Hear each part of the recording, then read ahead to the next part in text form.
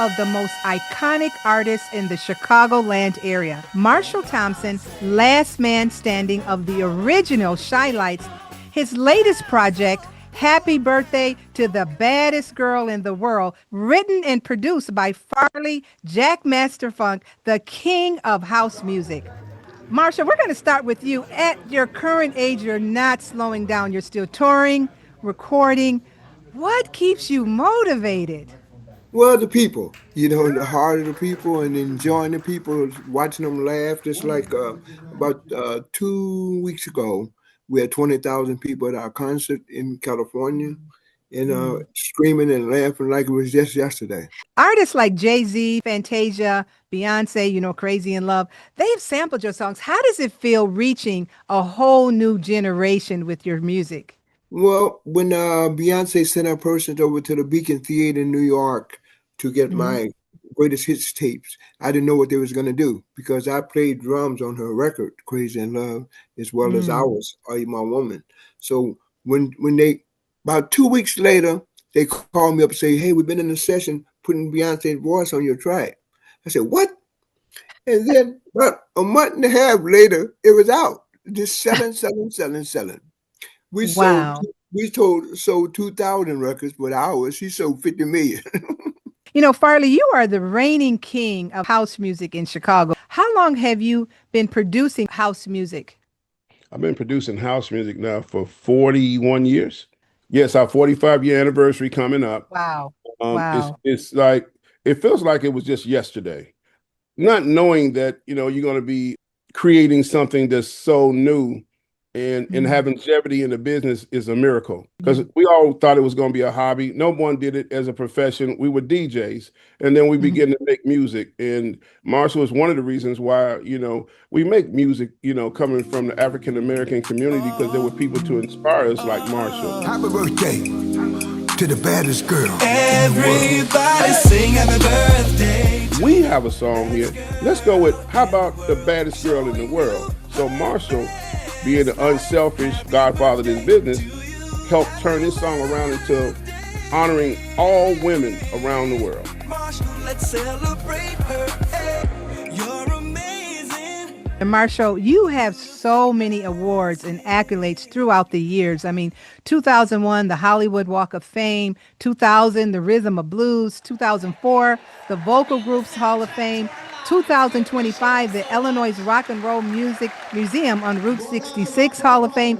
There has been so much down through the years of people awarding you and getting different accolades.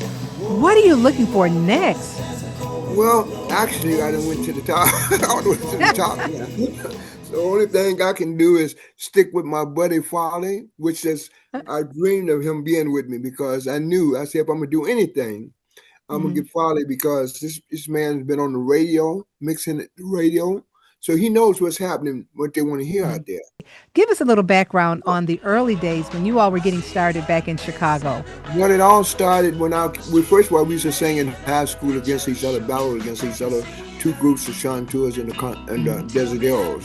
And I Mhm. went to DuSable High School and learned my musical craft by Mhm. Captain Walter Diet. He had Quincy Jones, Sam Cooke, Yeah. all the guys were there for music. Farley, you have been featured on ABC's TV featuring your new Chicago Bears anthem.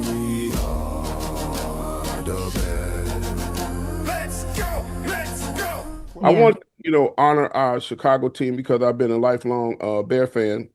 I've dropped off a few times, to be honest. I ain't gonna lie always. I was so upset they didn't win a couple of times. But we always come back to the things that we love, and so we love Mhm. our Chicago football team, and then going in the studio with Marshall, it Mhm. just put me on a roll. Mm. I was hesitant with the song at first, but Marshall is such an inspiration Mm. musically in so many ways. He just said, Farley, run on with that song. So I ran on Mm. with this song. So my hopes is that it will be a stadium rocker and that the team will take it as their anthem. Talk a little bit about the struggle that you had coming up as an early artist in the 60s and things and trying to just get the deal, let alone a worldwide deal like Old Girl and Have You Seen Her? I said, well, Mm. we went through a lot. We Mm. went through all the way from Chicago in a station wagon with all five of us in the station wagon driving, with hardly enough gas money. Okay, we went on the road, had to eat ice cream together because we couldn't get paid from the promoter. The promoter wouldn't pay us. We ran out with our money while we was on stage because we was happy to get on stage. Now we make sure they got that money before we go on the stage. I mean, you have to learn. You have to go through all that, but it's a learning lesson. You know, we're dealing with it. We was in. You gotta remember, we was on stage now when we split up. The whites was on one side and the blacks was on the other side.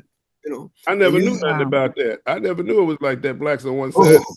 Oh, yes, it would. Yes, it would. We couldn't even come in our dressing room on the front door. We had to go in the back door and come upstairs. Right.